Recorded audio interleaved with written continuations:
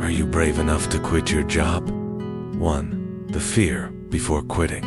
When I first considered quitting my job for 30 days, I underestimated how much fear would flood my mind. Fear of losing money was the most obvious one, but beneath it were deeper fears. Fear of disappointing my family, fear of what my colleagues would say, and even fear of discovering that without my job title, I was nobody. In those first nights before handing in my notice, sleep became impossible. My head spun with endless questions. What if I can't find another job after this? What if I lose momentum in my career? What if people think I've failed? These fears weren't abstract, they felt like chains holding me down. But something interesting happened once I actually quit. The fear lessened. Reality was not as terrifying as my imagination. The bills were still manageable, my savings hadn't disappeared, and the people who truly cared about me respected my decision. That realization taught me something profound. Most of the things we fear never actually happen. Fear is usually a projection of our own doubts, not reality. By facing it head-on, I learned that courage isn't about being fearless, it's about walking into the storm anyway. This shift in mindset became the foundation for everything else I discovered in the next 30 days. 2. Redefining productivity. Without the structure of a 9-to-5 job, my days suddenly felt empty and wide open. At first, it was liberating. Could wake up without an alarm, go for a walk, or read a book in the middle of the afternoon. But, after just a few days, guilt started to creep in. I caught myself thinking, I'm wasting time, I should be working. Years of corporate conditioning had trained me to measure productivity by hours spent working, emails answered, or meetings attended. Then I started asking, what does productivity actually mean to me? If I removed the corporate scoreboard, how would I define a good day? I experimented by setting small personal goals, writing for 2 hours, learning a new skill online, or spending focused time with family. To my surprise, those activities left me feeling more accomplished than sitting through endless meetings ever did. Productivity shifted from being about busy work to being about meaningful progress. I also discovered that self-discipline is harder than external deadlines. When no one is watching, procrastination lurks around every corner. I had to build routines that reflected my values: morning exercise, writing sessions, and scheduled downtime. By the end of the second week, my days were more fulfilling and balanced.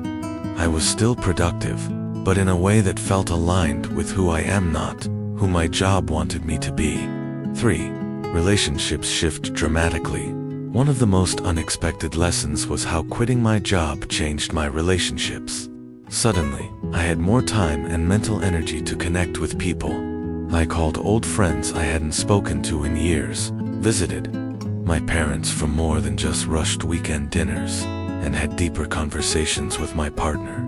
For the first time in a long time, I wasn't half distracted by work emails or looming deadlines. But not all relationships thrived. Some people reacted with confusion or even judgment. A few colleagues thought I was throwing away my career. Friends in traditional jobs couldn't relate to my choice, and some even avoided talking about it. These reactions hurt at first, but they also revealed who truly supported me as a person, not just as a professional. The shift also happened internally.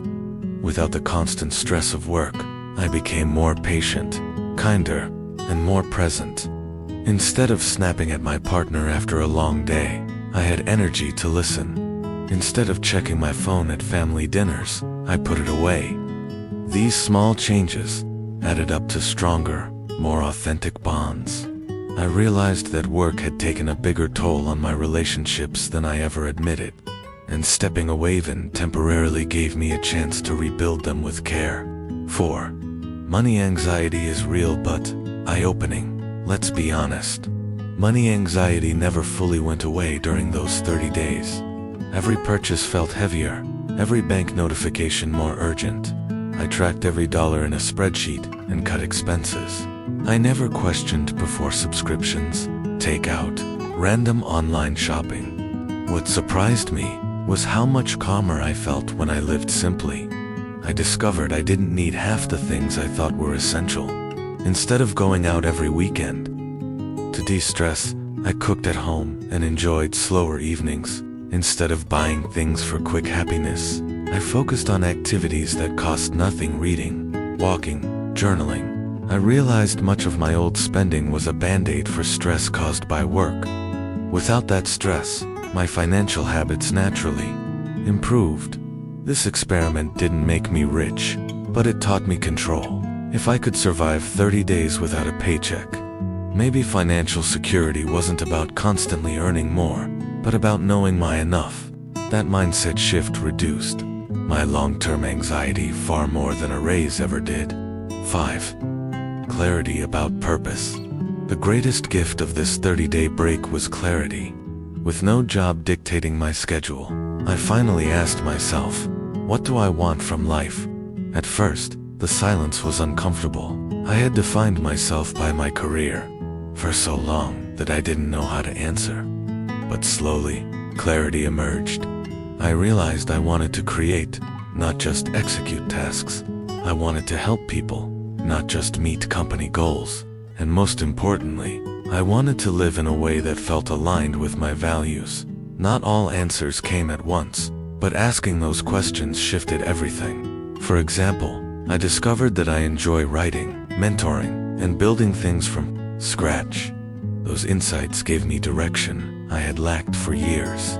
Even if I return to a job, I'll choose differently based on purpose, not fear. This clarity also made me see my time differently. Every hour is a resource, and spending it on work that drains me is too costly. That realization might be the most valuable lesson of all. Final word. Quitting my job for 30 days was the scariest and best decision I've ever made. I learned that fear loses its power when faced directly. Productivity has to be redefined. Relationships matter more than titles. Money is about control, not endless earning, and purpose comes when you finally stop to listen. It didn't solve all my problems, but it gave me better questions, and those questions will guide me far longer than any job ever could.